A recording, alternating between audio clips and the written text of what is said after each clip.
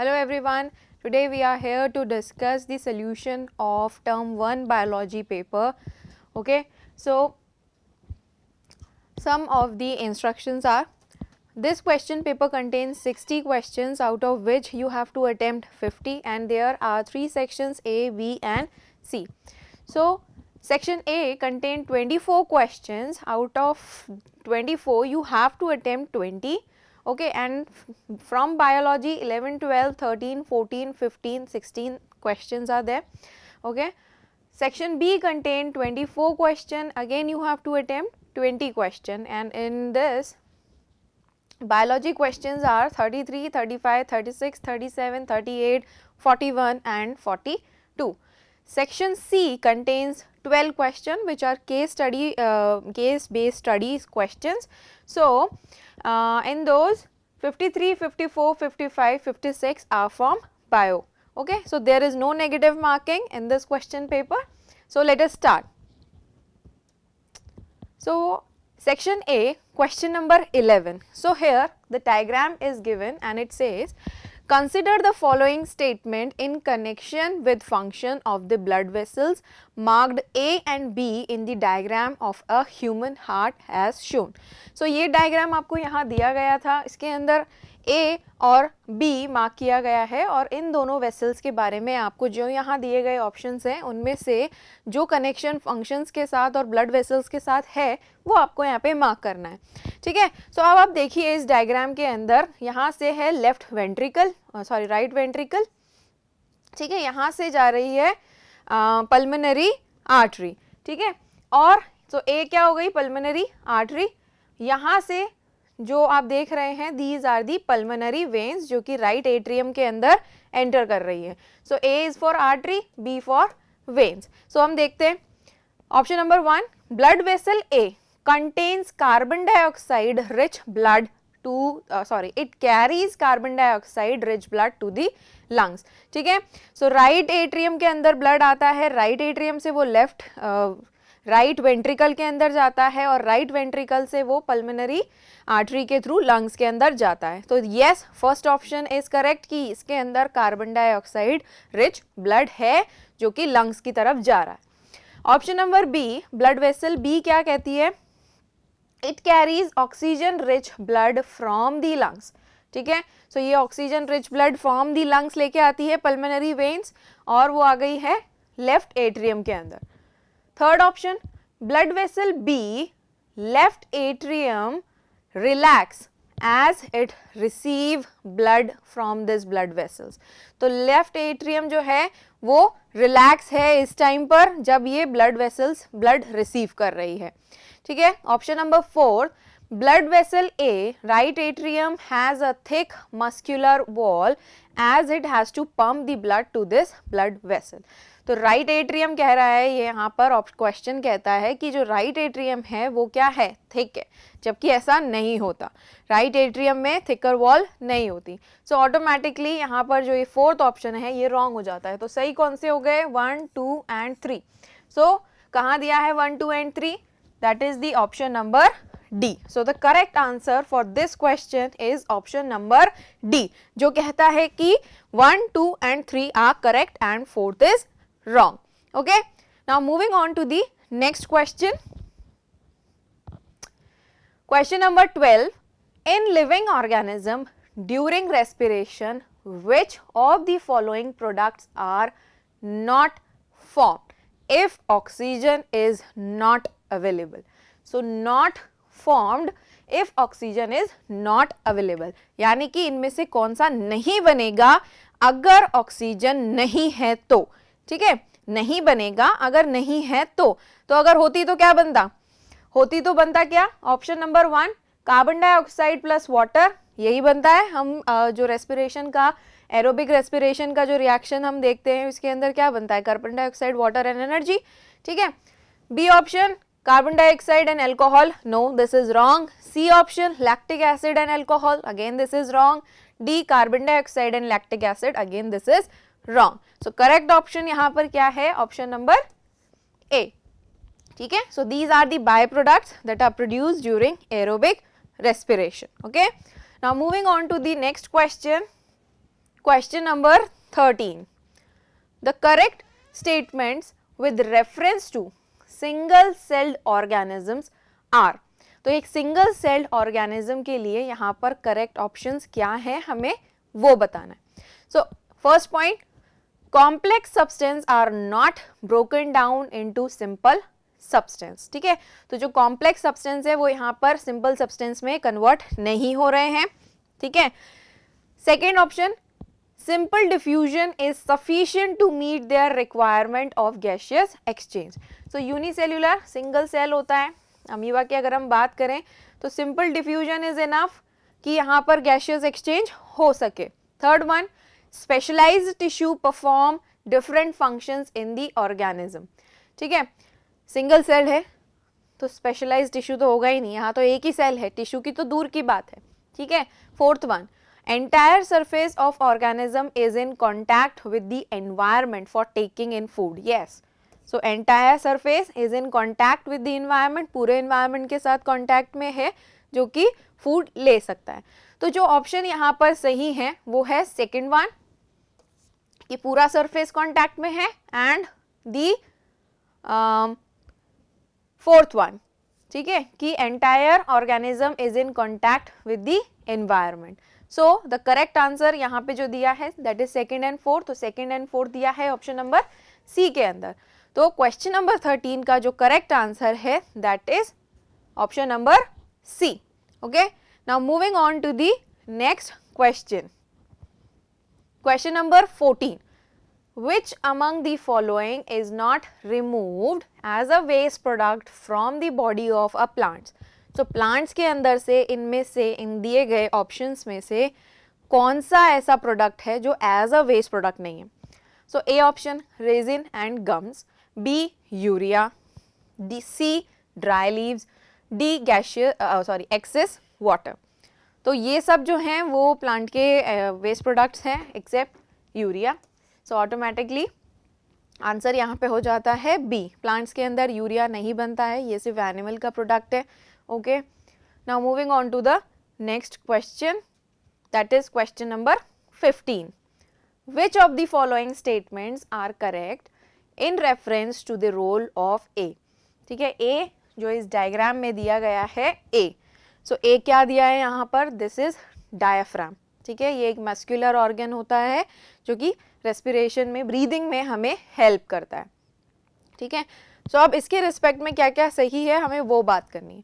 तो first option, it helps to decrease the residual volume of the air in the lungs. So air जो होती है, residual volume हमारे lungs के अंदर जो प्रेजेंट है उसका किसी भी चीज़ से कोई लेना देना नहीं, कोई भी चीज़ उसको अफेक्ट नहीं करती है नॉर्मल कंडीशन में. Second one, it flattens as we inhale. तो जैसे ही हम इनहेल कर रहे हैं तो हमारा डायफ्राम जो डोम शेप्ड है वो फ्लैट हो जाता है. इनहेल जब हम कर रहे होते हैं तो डायफ्राम जो है वो फ्लैट हो जाता है, डोम शेप से फ्लैट हो जाता है. तो सेकंड ऑप्शन जो है वो करेक्ट है. It get raise as we inhale. अब रेज का मतलब तो क्या है? Dome shape. तो ये ऑप्शन हो गया wrong. Fourth one, it helps the chest cavity to become larger. तो फोर्थ वाला भी सही है. डोम शेप से रिलैक्स होकर ये फ्लैट होगा तो क्या होगा? चेस्ट कैविटी जो है वो इंक्रीज हो जाती है, वहाँ का वॉल्यूम इंक्रीज हो जाता है.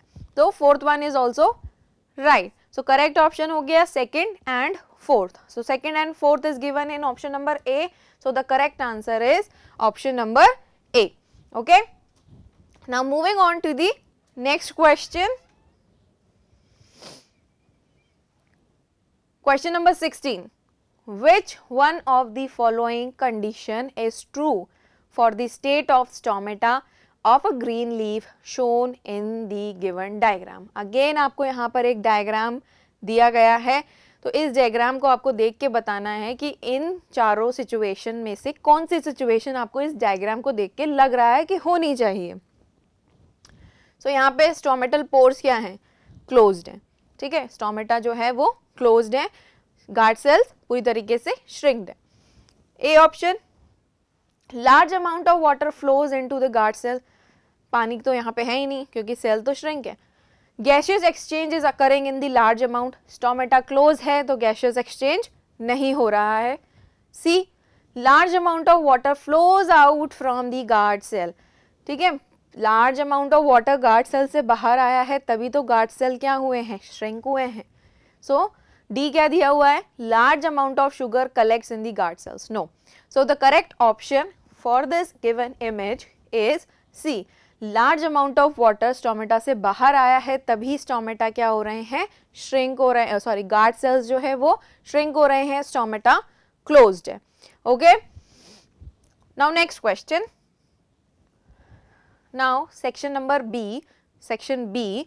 ओके, क्वेश्चन 33 जिसके अंदर आपको ये रीजन एंड असर्शन वाला क्वेश्चन है. सो इसको कैसे सॉल्व करना है, ऑप्शन ए आपको मेंशन करना है जब both assertion and reason are true. ठीक है, तो जो यहाँ पर असर्शन और रीजन दिया है दोनों ट्रू हैं and the reason is the correct explanation of the A. ठीक है, जो रीजन दिया हुआ है वो ए को पूरी तरीके से एक्सप्लेन कर रहा है. ठीक है, ऑप्शन बी, इसके अंदर कहा गया है कि option A and R true, दोनों सही हैं, लेकिन reason is not the correct explanation of assertion. Option C आपको कहना है कब, जब ए इज ट्रू यानी कि असर्शन ट्रू है और आर जो है वो फॉल्स है यानी कि रीजन जो है वो फॉल्स है. डी ऑप्शन आपको कहना है जब असर्शन फॉल्स हो और रीजन ट्रू हो. ठीक है, सो अब हम क्वेश्चन रीड करते हैं. 33 नंबर का question, assertion. Nitrogen is an essential element for plant growth and is taken up by the plant in the form of inorganic nitrates और नाइट्राइट्स. तो सही है. ठीक है, असर्शन इज राइट. प्लांट्स जो हैं वो नाइट्रोजन लेते हैं in the form of nitrate and nitrites. ठीक है, now reason. The soil is the nearest and the richest source of raw materials like nitrogen, phosphorus and other minerals for the plant. Soil जो है वो एक richest source है, nearest source है plant के लिए, जिनसे plant जो है वो ये सारे components ले सकता है. तो दोनों बातें सही हैं, लेकिन दोनों का आपस में कोई logic नहीं है. ठीक है, जो reason है वो assertion का correct explanation नहीं है. ठीक है, तो आंसर क्या होता है इसका, बी ऑप्शन, जिसके अंदर कहते हैं कि both A and R are true, these two are true, but R is not the correct explanation of A. R जो है वो ए का करेक्ट एक्सप्लेनेशन नहीं है. ठीक है, सो ऑप्शन इज बी. ठीक है, नाउ नेक्स्ट क्वेश्चन 35 नंबर का क्वेश्चन है जिसके अंदर वापस से असर्शन एंड रीजन वाला पार्ट है. So assertion, hydrochloric acid helps in the digestion of food in the stomach. Correct है. HCl हमारे स्टमक के अंदर प्रेजेंट होता है, गैस्ट्रिक जूसेस से में प्रेजेंट होता है, गैस्ट्रिक ग्लैंड रिलीज कर रहे हैं. HCl बहुत ज़रूरी है, वरना जो प्रोटीन डाइजेस्टिंग एंजाइम है वो एक्टिवेट नहीं होते. ठीक है, तो फर्स्ट स्टेटमेंट ट्रू है कि hydrochloric acid helps in the digestion of food in the stomach. Now reason, hydrochloric acid create an acidic medium to activate protein digesting enzyme. तो करेक्ट है. ठीक है, ऊपर क्या लिख रहा है, digestion of food. HCl help कर रहा है डाइजेशन ऑफ फूड के लिए, तो वो फूड में हेल्प कर रहा है. कैसे, वो एसिडिक मीडियम प्रोवाइड कर रहा है जिसकी वजह से जो प्रोटीन डाइजेस्टिंग एंजाइम हैं वो एक्टिवेट होंगे. HCl नहीं है तो डाइजेस्टिव एंजाइम एक्टिवेट नहीं होंगे. ठीक है, so it is ultimately the correct explanation of A. So option is a, यानी कि both are true and reason is the correct explanation of assertion. Now next question, again a diagram based question is given. Sorry, a student was asked to write a stepwise procedure to demonstrate that carbon dioxide is necessary for the photosynthesis. एक student को कहा गया कि ये जो experiment यहाँ पे किया गया है that is to show the carbon dioxide is necessary for the photosynthesis. इस experiment में ये show करना है और उसको बोला कि step wise इसका procedure लिखो. He wrote the following step. उसने कुछ following step लिख दिए. The wrongly worded step is. तो इनमें से दिए गए options में से कौन सा ऐसा step है जो गलत लिख दिया है, लिखना ही नहीं चाहिए था, उसकी ज़रूरत ही नहीं है, वो क्या है. ठीक है, so A option, both potted plants are kept in the dark room for at least 3 days. ठीक है, डार्क रूम में रख दिया इनको 3 दिन के लिए, कोई प्रॉब्लम नहीं है। बी ऑप्शन क्या दिया है, bottom of the bell jar is sealed to make them air tight. ठीक है, यहाँ पर सील कर दिया गया है ताकि ये एयर टाइट हो जाए, कोई एक्स्ट्रा एयर अंदर नहीं जा सके और ना ही बाहर आ सके। Both potted plants are kept in sunlight after the starch test. Okay, next D क्या दिया है, a leaf from both the plants is taken to the test the presence of starch. जब हमने टेस्ट कर ही लिया तो उसको बाद में सनलाइट में रखने का क्या सेंस है। ठीक है, तो इसीलिए इसका जो रॉन्गली वर्डेड स्टेप है that is option number C. Okay, now moving on to the next question, that is question number 7 again which is a diagram based question. Respiratory structure of 2 different animals, 2 different animal का respiratory structure यहाँ पे दिया हुआ है। A fish and a human being are as shown. ठीक है, so ए जो है वो फिश का है, बी जो है वो ह्यूमन बीइंग का है, that is alveoli. Observe A and B, select one characteristics that hold true for both of them. दोनों के लिए कौन सी बात इनमें से सही है, आपको वो ऑप्शन चूज करना है। So A option, both are placed internally in the body of animal. ठीक है, B, both have thin and moist surface for gaseous exchange. Okay, third one, both are poorly supplied with the blood vessels to conserve energy. ठीक है, D option, in both the blood returns to the heart after being oxygenated. तो हमने चारों option read out करे, उसमें से जो first option है इंटरनली प्लेस्ड, तो उसमें फिशेस के अंदर जो गिल्स हैं वो बॉडी के बाहर ही होते हैं, ज़्यादा अंदर कहीं नहीं होते हैं, तो फर्स्ट ऑप्शन तो wrong. B option, both have thin moist surface for the gaseous exchange. तो रेस्पिरेटरी सिस्टम का इंपॉर्टेंट कैरेक्टरिस्टिक्स में जब हम पढ़ते हैं तो क्या होना चाहिए, जो सरफेस है वो मॉइस्ट होनी चाहिए, थिन होनी चाहिए and richly supplied with blood vessel होना चाहिए। ठीक है, तो थर्ड ऑप्शन क्या दिया है, पुअरली सप्लाइड, तो ये भी रॉन्ग हो गया। D, in both the blood returns to the heart after being oxygenated. तो फिशेस के अंदर हार्ट में नहीं जाता है आफ्टर बीइंग ऑक्सीजनेटेड। ठीक है, सो करेक्ट ऑप्शन यहाँ पर होता है ऑप्शन नंबर बी। तो 37th नंबर के क्वेश्चन का आंसर है ऑप्शन नंबर बी कि both have thin and moist surface for gaseous exchange. Okay, now moving on to the next question, again diagram based question है। Question number 38, observe the diagram of an activity given below. ये activity दी है, इसका diagram आपको देखना है। What does it helps to conclude when the person exhale into the test tube? तो जब हम exhale कर रहे हैं तो हम क्या रिलीज कर रहे हैं, CO2। ठीक है, हम क्या exhale कर रहे हैं, carbon dioxide. So A option, percentage of carbon dioxide is more in inhaled air. Inhale हम तो ऑक्सीजन करते हैं, तो इस एक्सपेरिमेंट से उसका कोई लेना देना नहीं है, इनहेलेशन का कोई लेना देना नहीं है। क्वेश्चन में पूछा है एक्सेल के बारे में। So B option, fermentation occurs in the presence of oxygen. अब हम यहाँ पर एरोबिक रेस्पिरेशन का डायग्राम है, इन ह्यूमन बीइंग बना हुआ है, तो वो एरोबिक रेस्पिरेशन ही करेगा। ठीक है, तो सेकंड ऑप्शन भी रॉन्ग।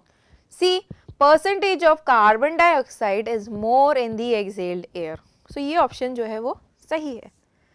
डी क्या दिया हुआ है, fermentation occurs in the presence of CO2। ठीक है, तो फर्मेंटेशन CO2 की प्रेजेंस में, ऑक्सीजन की एब्सेंस में हो रहा है, लेकिन अगेन हम यहाँ पे फर्मेंटेशन नहीं बता रहे हैं, हमें इस इमेज के रेस्पेक्ट में हमें आंसर करना है।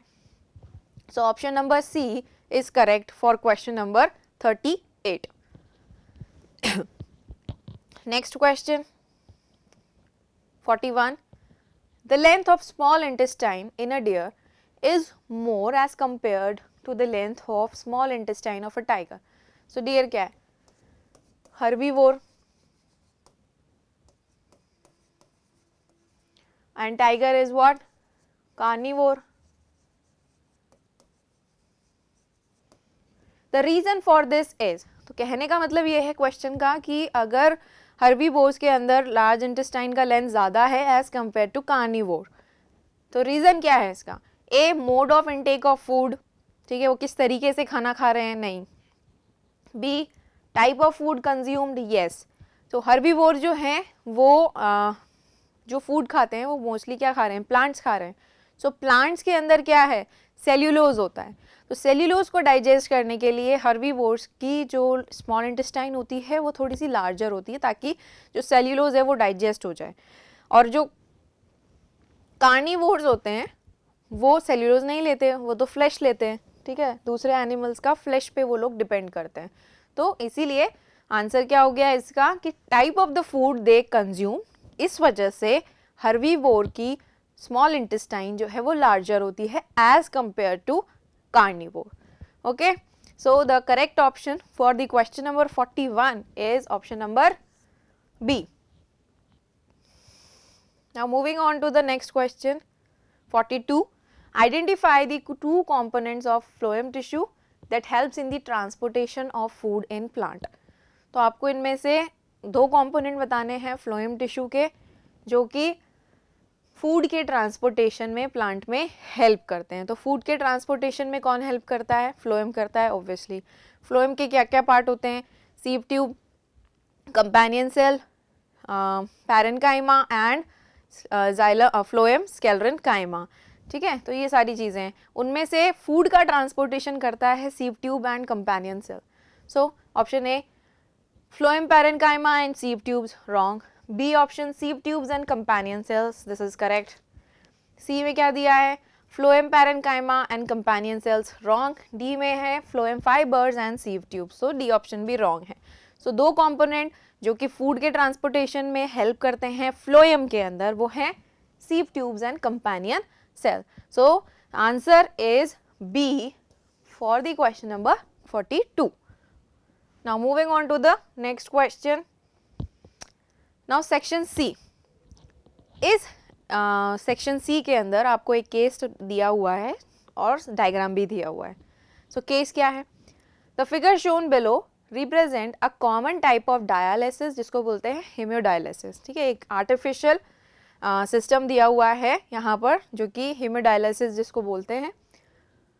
It removes waste product from the blood, हमारे ब्लड से जिन पेशेंट्स की किडनी फेल हो जाती है तो उनके अंदर आर्टिफिशियली ब्लड को प्यूरिफाई किया जाता है, ठीक है। तो ये वेस्ट प्रोडक्ट रिमूव करती है। such as excess salts and urea which are insufficiently removed by the kidney in the patient with kidney failure. तो kidney failure है यानी कि किडनी काम नहीं कर रही है, तो वेस्ट को रिमूव करना ज़रूरी है क्योंकि अगर वो एक्यूमुलेट होने लग गया तो पेशेंट की डेथ हो सकती है। So during the procedure, patient blood is cleaned by filtration through a series of semi-permeable membrane, ठीक है। So blood यहाँ से लिया जा रहा है और ये blood यहाँ पर इसके अंदर रोटेट करता है, ओके और प्यूरिफाई होके अगेन ये पेशेंट के अंदर वापस से इंजेक्ट कर दिया जाता है। So semi permeable membranes before being return to the blood of the patient, on the basis of this answer the following question, ठीक है। सो ये डायग्राम है, इसके अंदर ये जो ट्यूब्स है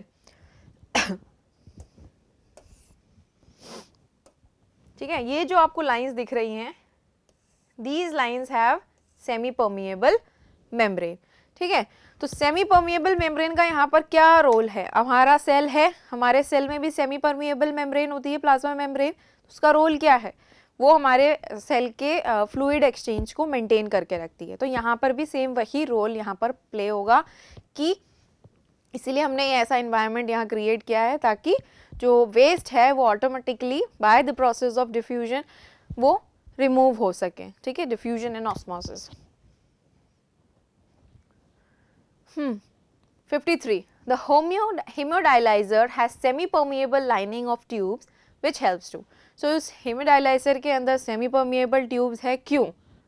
To maintain osmotic pressure of the blood? No. To filter the nitrogenous waste from the dialyzing solution? C. In passing the waste products in the dialyzing solution? And D. To pump purified blood back into the body of the patient.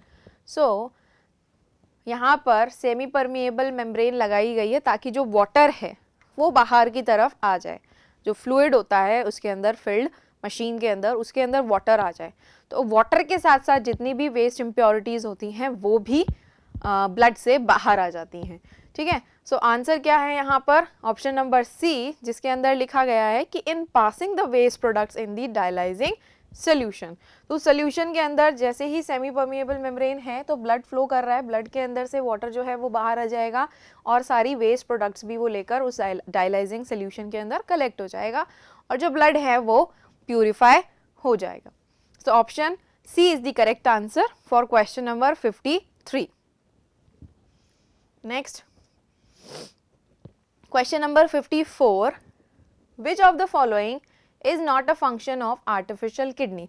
सो इनमें से दिए गए options में से artificial kidney का function कौन सा इनमें से नहीं है? So A, to remove the nitrogenous base from the blood, यही तो हम कर रहे हैं तो ये तो फंक्शन हो गया. B, to remove excess fluid from the blood, again this is happening. C, to reabsorb the essential nutrients from the blood. And D, to filter and purify the blood. तो तीनों ऑप्शन हो रहे हैं लेकिन इनमें से एक ऐसा ऑप्शन है जो कि नहीं हो रहा है और वो ऑप्शन क्या है? Reabsorption of the essential nutrient from the blood. ठीक है, यहाँ पर जो हमारी किडनी के 3 काम होते हैं, रीअब्सॉर्प्शन, ठीक है, अल्ट्रा फिल्ट्रेशन हो रहा है, जो भी वेस्ट मटेरियल है उसका हमारा ब्लड में से प्यूरिफाई हो रहा है, लेकिन किडनी के अंदर एक और काम होता है, जितने भी एसेंशियल न्यूट्रिएंट किडनी के अंदर पहुँचते हैं वो दोबारा से रीअब्सॉर्ब होते हैं, लेकिन आर्टिफिशियल किडनी डायलाइसर के अंदर ये सब नहीं होता है. सो जो ऑप्शन फंक्शन आर्टिफिशियल किडनी नहीं कर रही है वो है option number C, that is to reabsorb the essential nutrient from the blood. Next question, question number 55. The term dialyzing solution is, the used dialyzing solution is rich in. तो dialyzing solution जो है वो किस में rich होगा? Urea and excess salt, blood cells, proteins, C lymph and D proteins. So इनमें से किस में ज़्यादा rich होगा? तो obviously अगर blood से जितना भी waste product है निकल के सारा solution में ही जा रहा है, तो solution किस में rich होगा? Urea and excess salt. ठीक है, सो करेक्ट ऑप्शन है यहाँ पर ए. सो क्वेश्चन नंबर 55 का आंसर है ऑप्शन नंबर ए.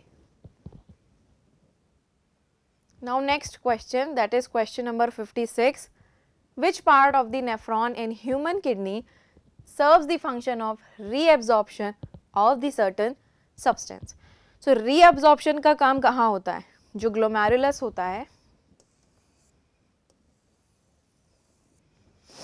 यहाँ पर जो ग्लोमेरुलस है और ये बोमेंस कैप्सूल है, तो क्या होगा? सारा फिल्ट्रेट मटेरियल जो है वो यहाँ आ जाता है बोमेंस कैप्सूल में. फिर पूछ रहा है क्वेश्चन कि रीअब्सॉर्प्शन का काम कहाँ होता है? रीअब्सॉर्प्शन का काम स्टार्ट हो जाता है पीसीटी में, देन फिर लूप ऑफ हेनले में, ठीक है, और डीसीटी एंड इधर की तरफ जो कलेक्टिंग डक्ट्स है यहाँ पर रीअब्सॉर्प्शन का काम होता है. सो दिस पार्ट इज, हम इसको क्या बोलेंगे? Tubular part. ठीक है, तो ऑप्शन में क्या दिया है? Option A is glomerulus, B is Bowman's capsule, C is tubules and D is collecting duct. तो यहाँ पर जो करेक्ट आंसर है that is option number C. Okay, तो PCT, loop of Henle, DCT and collecting duct, यहाँ पर reabsorption का काम हो रहा है, तो दीज आर ट्यूब्यूल्स. तो option number C is the correct answer for question number 56. Okay, so that's all for today. Thank you.